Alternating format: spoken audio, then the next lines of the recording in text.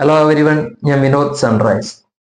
കിടാക്കളെ 3 മാസം പ്രായമാകുന്നതുവരെ തള്ളപ്പശുക്കൾക്കൊപ്പം നിർത്തുന്ന രീതിയാണ് നാം സാധാരണയായി കണ്ടുവരാറുള്ളത്.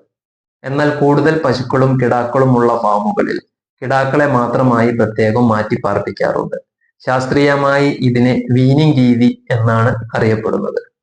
ഇങ്ങനെ ഒരുക്കുന്ന സ്ഥലം നല്ല വായുസഞ്ചാരമുള്ളതും എപ്പോഴും വൃത്തിയായി സൂക്ഷിക്കേണ്ടതുമാണ്. കന്നുകുട്ടികൾക്ക് പ്രത്യേക പരിഗണന നൽകി വളർത്തുവാനും തള്ളപ്പശുവിൽ നിന്ന് കന്നുകുട്ടിയിലേക്കും തിരിച്ചുമുള്ള രോഗപകർച്ച തടയുവാനും ഇതുമൂലം സാധിക്കുന്നു.